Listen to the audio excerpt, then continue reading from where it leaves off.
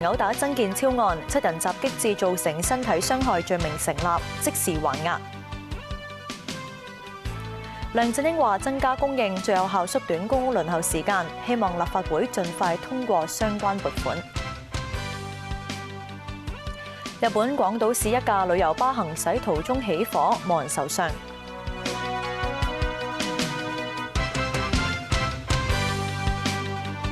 歡迎收睇呢節新聞，我係梁海寧。7個警員被控毆打曾健超嘅案件，全部被告襲擊致造成身體傷害罪名成立。第5被告陳肇丹另被控一項普通襲擊罪，亦都罪成。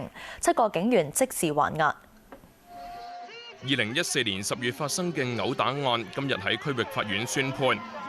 法官杜大衛喺判詞話：信納當事人曾健超證供可靠。當日佢喺金鐘龍和道將液體淋到警員身上，被軍裝警員逮捕，然後交俾其他警務人員。面部向下被抬到變電站，喺嗰度被掟喺地下，然後被襲擊。法庭翻睇所有嘅錄影片段、新聞片段同埋所有相片，認為證據都屬於真實，準確反映當時發生嘅事。法官話：警員冇將曾健超帶到其他被捕示威者所說嘅旅遊巴，反而由第3被告白榮斌帶領隊伍抬到變電站，認為唯一嘅目的就係要襲擊曾健超。法官又話：第3到第7被告，即係白榮斌、劉興沛、陳肇丹、關家豪同埋黃偉豪都有參與襲擊佢，包括捅、踩同埋踢曾健超。至於第1同埋第2被告黃祖成同埋劉卓毅冇參與襲擊，但係睇住事件發生。法庭認為每名警務人員都有責任停止其他人犯法，即使同僚犯法亦都一樣。信納黃祖成同埋劉卓毅睇住同事毆打曾健超嘅行為係意圖，亦都係實際鼓勵同埋支持同僚襲擊曾健超，令到曾健超身體受非法暴力。法庭亦都信納曾健超嘅面部、頸部、左肩同埋鎖骨、腹部、背部嘅圓形傷勢都喺變電站襲擊造成。不過呢啲傷勢唔構成嚴重身體傷害，但係構成身體傷害，因此有意圖而導致身體受嚴重傷害罪名唔成立，改判一項交替控罪，即係襲擊致造成身體傷害罪名成立。至於第5被告陳肇丹，另外被控喺警署入面襲擊曾健超，一項普通襲擊亦都罪成。無線電視記者陳少豪報道。而喺區域法院外，有大批聲援同反對7個警員嘅團體到場示威，警方架起鐵馬，將唔同意見嘅示威者分隔。行政長官梁振英話：要透過增加供應，解決公屋輪候時間過長嘅問題。又話而家冇跡象顯示人大常委會將修改831決定同框架。房委會最新數據，輪候公屋嘅時間進一步延長到平均4.7年。行政長官梁振英出席行政會議之前話：增加供應係最有效嘅解決方法，要求立法會配合。有一個項目喺大埔頌雅路可以提供7000個單位嘅項目呢，喺立法會嘅公務小組呢長時間討論，而家仲要去到呢個財委會規劃嘅問題又好，健康問題又好，教育問題又好，立法會議員呢都能夠以大局為重，希望呢能夠盡快呢通過呢啲項目嚇。我哋唔能夠議而不決。特首選戰各個參選人對政改嘅立場成為焦點。梁振英話：而家冇跡象顯示人大常委會將會修改831框架，參選行政長官嘅人都唔應該排除中央對香港嘅權力。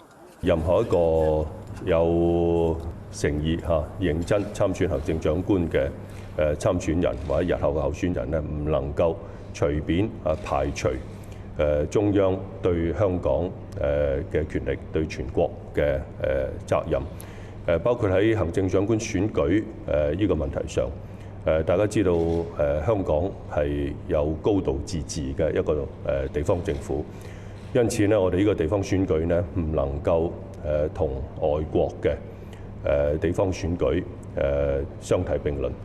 佢又話：距離行政長官選舉投票嘅日子只係剩返個幾月，希望各個參選人通過辯論討論政綱同施政理念。無線電視記者吳卓峰報導。行政長官選舉今日開始提名。提名期由今日至到3月1號，參選人可以喺網上下載提名表格，但就必須要親身到灣仔海港中心嘅選舉事務處提交，並要取得唔少於150個選委簽署提名。今屆行政長官選舉主投票站同中央點票站同上屆一樣設於灣仔會展，1194個選委下個月26號上晝投票，隨即點票。行政長官參選人林鄭月娥話：有一定信心取得足夠提名。至於有冇收到民主派選委提名，佢話要由佢哋決定。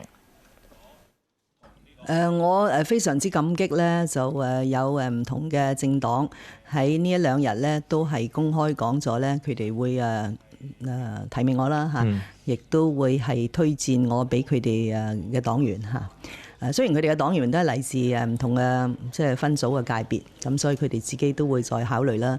尤其是我喺幾位有意參選嘅人士裏邊呢，就係未有一個全面嘅政綱咁，但係佢哋出嚟講呢，都係話其實同我共事咗好耐，亦都認識我嘅為人啦，同埋處事嘅方法嚇。咁所以我都非常之感動嚇。暫時有冇見到一啲所謂民主派嘅選委願意支持你提名你啊？呢個可能要民主派嘅選委佢哋自己決定啦，當然嚇。但係我喺約見選委咧係冇分建制定係泛民嘅，我哋所有咧都會去約，希望坐低傾。另一行政長官參選人曾俊華就同專業議政7個議員會面。曾俊華形容會面坦誠，佢又回應林鄭月娥話：政府過去冇採納商會提出嘅利得稅2級制，係因為過去冇迫切性。好多人都提過呢個問題嘅，咁其實呢個問題我哋亦都係知道好耐嘅，知道好耐，亦都好多建議咧，尤其是好多商會咧都係咁同我哋提議過嘅。但係我哋要睇一睇每一件事嗰個適合性同埋佢嗰個迫切性係去到邊一度。我亦都係提議咗呢個意見嘅，即係佢提出嚟嗰個意見咧，同我提議嗰個係相當相似。點解我而家提而係之前我哋係冇推行呢？其實而家係睇到有個迫切性喺個國際上面之間呢，我哋要好關心啦，因為我哋係一個好外向型嘅經濟嚟嘅。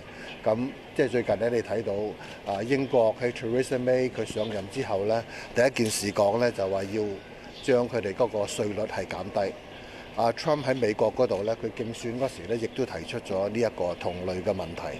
咁呢個似乎呢喺國際上呢係一個趨勢嘅。前行政長官曾蔭權接受利益案，法官開始總結案情同埋引導陪審團，預計陪審團星期4退庭商議。曾蔭權喺太太同家人陪同之下出庭應訊，佢被控1項行政長官接受利益罪同埋2項公職人員行為失當罪。法官話陪審團可能對被告感到同情，又或者聽過傳媒同埋公眾對官商勾結嘅疑慮。官商勾結係傳媒常用嘅字，係負面同埋批評性質。無論陪審團本身對官商勾結有乜嘢取態同埋觀感，都千萬唔好被私人感情蒙蔽視野。喺法庭上要根據事實同埋法律，而非道德標準作裁決。日本廣島市一架旅遊巴行駛途中起火，冇人受傷。旅遊巴停喺公路一旁，火勢猛烈。事發喺當地朝早大約7點半，旅遊巴由 JR 尾道站出發，開往廣島市。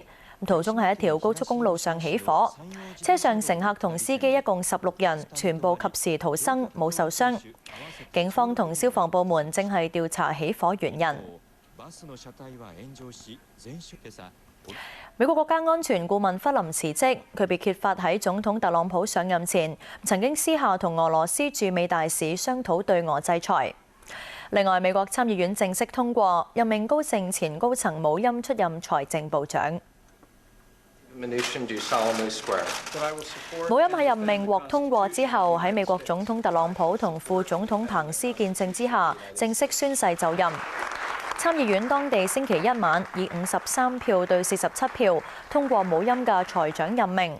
民主黨反對任命，批評姆欽過往作為銀行高層，喺金融危機期間導致好多美國人失去房產，住屋被銀行提早收回拍賣。冇音嘅任命最終喺全體共和黨參議員同一個民主黨議員倒戈支持之下獲得通過。美國加州北部全國最高嘅奧羅維爾湖水壩，早前因為洩洪道出現巨大缺口，疏散附近近20萬個居民之後，水壩水位而家稍降，崩塌風險減低。呢座230米高、已經有近50年歷史嘅水壩，因為當地近日連場暴雨，水位暴漲。當局上個星期6決定緊急排洪，但係之後嘅一日，發現用於排洪嘅主洩洪道出現龜裂，可能有崩塌風險，於是改用另一條之前冇用過嘅輔助洩洪道。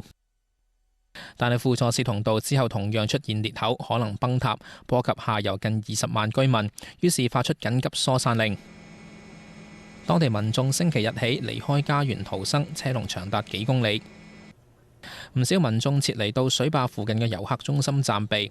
With the last few days, they've been sending us warnings on the phones, but today it was kind of the emergency, so everybody decided to come up here. 不過，直至當地星期一早上，受損嘅輔助洩洪道仍然可以運作，加上水壩水位下降，崩塌風險減低。現時當局計劃使用直升機空投石塊堵塞2條洩洪道嘅缺口，並繼續維持緊急疏散令。加州水利部門官員強調，水壩本身結構完好，現時正係密切監察情況。警方就表示，暫時未知修補缺口需要幾耐，亦唔清楚幾時解除緊急疏散令。無線電視記者鄧以佳報導。休息陣，轉頭翻嚟報道。美國軍方計劃派遣核動力航母卡爾文森號到南海島礁附近巡航。台北旅遊巴翻側，增加至33人死亡，初步懷疑係旅遊巴超速，加上司機疲勞導致車禍。